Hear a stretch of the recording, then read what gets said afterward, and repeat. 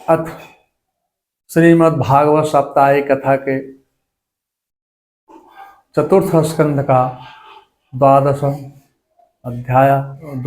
अध्याय माने 22वां अध्याय।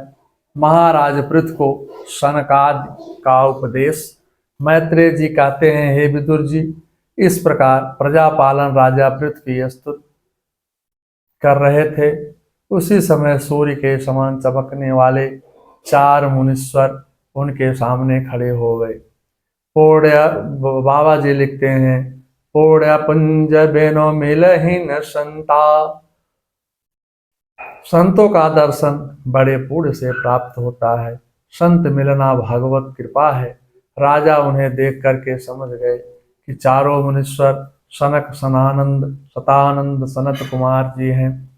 उनके दिव्य तेज से हमारी सभा प्रकाशित हो गई है। राजा ने उनको साष्टांग प्रणाम किया। साष्टांग प्रणाम माने लेट करके अपना सिर उनके चरणों में रख करके प्रणाम किया। बड़े आदर भाव से उनको सोने के सिंहासन पर आसीन किया। विधिवत पूजा चक्रे गृहीतम अर्घड़ा सनानान।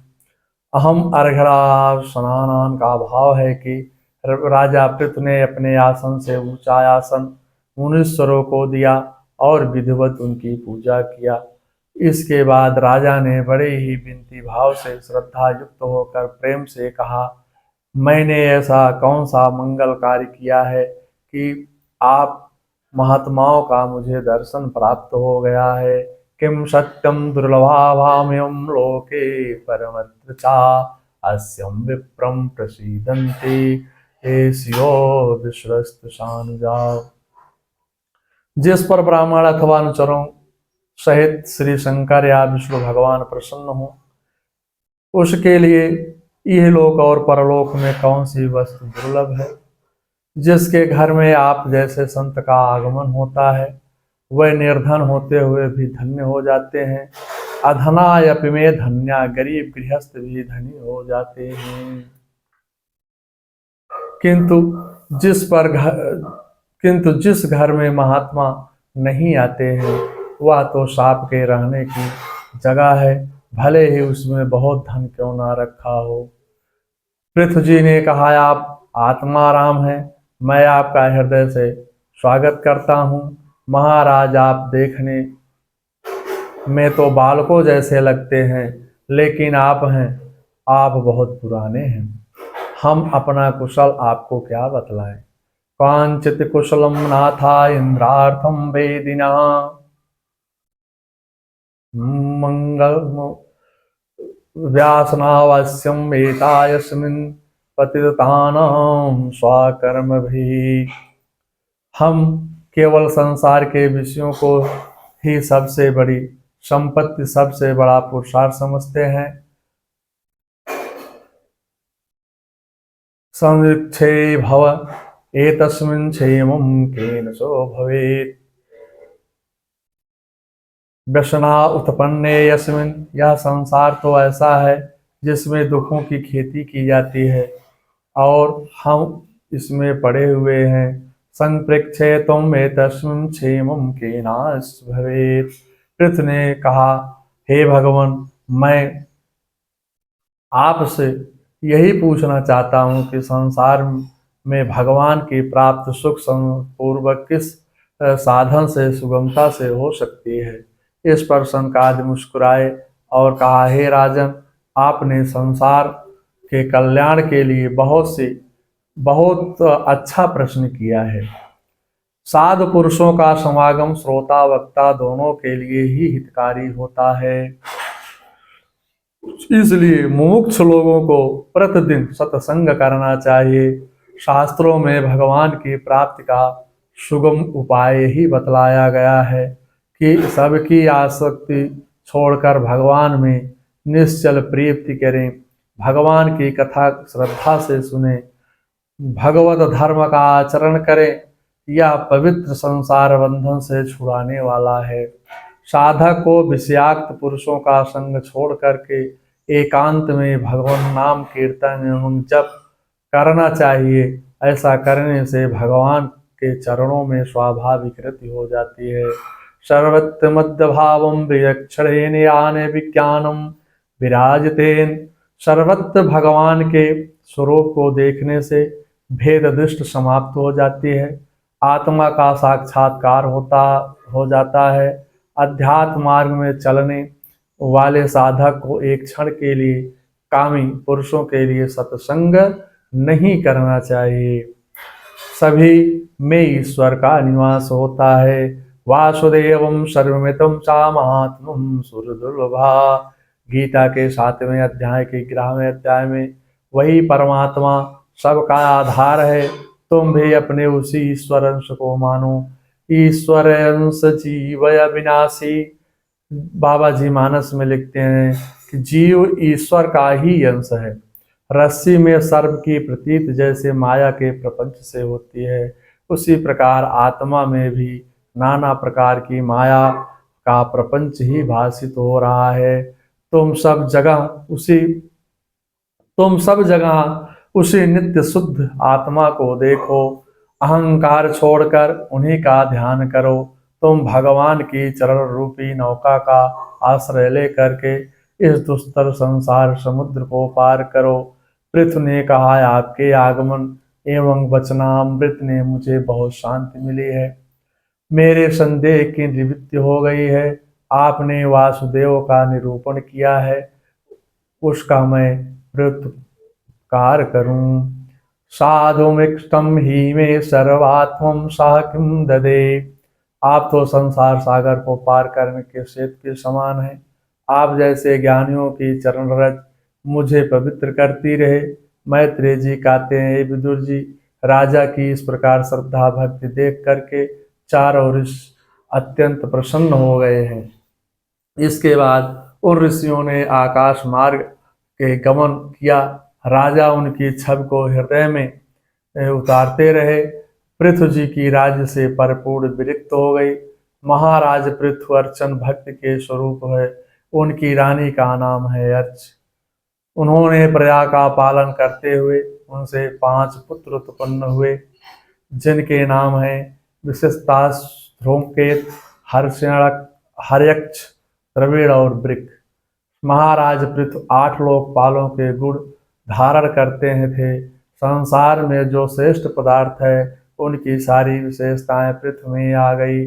सृष्टि में पृथु सरीखा राजा हुआ तो केवल श्री राम जी ही हुए। प्रविष्टम करणेत श्रीराम रामम शताम्यो। श्रीमद् भागवत साप्ताहिक कथा के 4th स्कंद का 12वां अध्याय समाप्त हुआ। इति श्रीमद् भागवत साप्ताहिक कथा के 23वां अध्याय 23वां अध्याय महाराज पृथु की तपस्या पर परलोक गमन।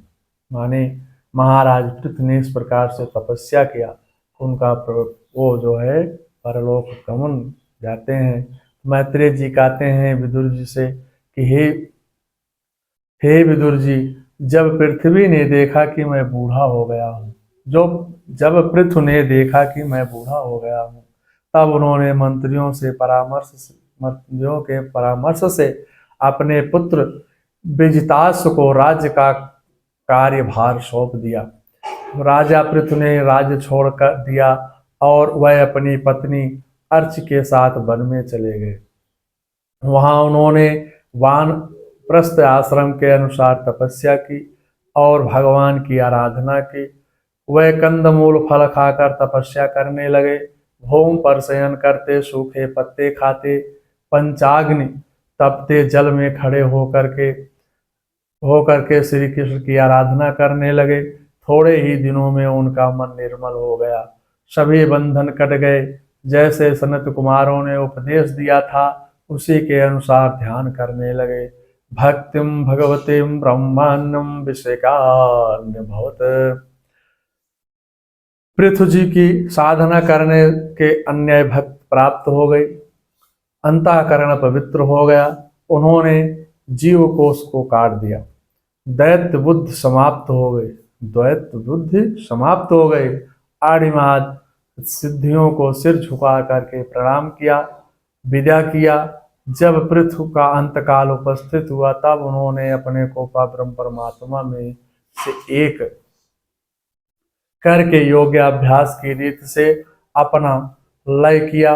विषय विषय को इंद्रियों में, मन को अहंकार में, अहंकार को महत्व में, महत्व को माया में और माया को शुद्ध ब्रह्मा में स्थित करके शरीर का त्याग दिया। पत्नी अर्च भी बड़ी सुकुमारी थी, फिर भी उसकी सेवा करती रही।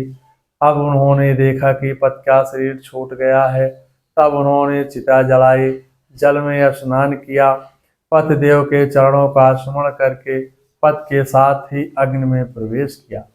स्वर्ग की देवियां प्रशंसा करने लगी। अर्च दिव्य शरीर से विमान में बैठकर अपने ही पति के पीछे वैकुंठ धाम चली गई। फलश्रुति क्या कहती है? स्मृत चरित्र ऐसा है जिसको पढ़कर ब्राह्मण इत्यादि चाहे तो अपने मन की वस्तु प्राप्त कर सकते हैं। इसमें ब्राह्मण को ब्रह्मतेज, क्षत्रिय पृथ्वीपति हो जाता है। इस चरित्र का 3 बार श्रवण करने से मनुष्य का परम कल्याण हो जाता है। अनुदिन मदित मारेण श्रुवन् पृथु चरित्र प्रथयन विमुक्त संगा भगवती भव सिंधु पोत पाते साचा निपुणाम लभते रतिम मनुष्य। जो पुरुष इस पृथु चरित्र को प्रतिदिन आदर पूर्वक निष्काम भाव से सुनता है, उसका अनेक चरण संसार सागर को पार करने के लिए नौका के समान उन श्री हरि में सुदृढ़ अनुराग हो जाता है।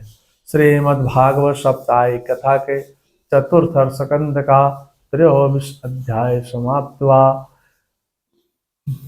जाके लागे लगन भगवान में, उसका दिया रे जलेगा तूफान में। जाके लगन भगवान में, उसका दिया रे जलेगा तूफान में।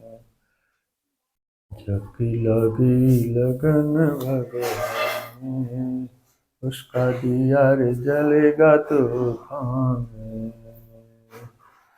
काहे को तो घबराता है, मंगलम भगवान विष्णु मंगलम गरुड़ाध्वजा मंगलम पुंडरीकाक्षाय मंगलाय तनो हरि। हेलो सियावर रामचंद्र की जय, श्या सच्चिदानंद महाराज की जय। नमो कृष्ण गोविंदाय नमो नमः। नमो भगवते वासुदेवाय। मंगलम भगवान विष्णु मंगलम गरुड़ाध्वजा मंगलम पुंडरीकाक्षाय मंगलाय तनो हरि।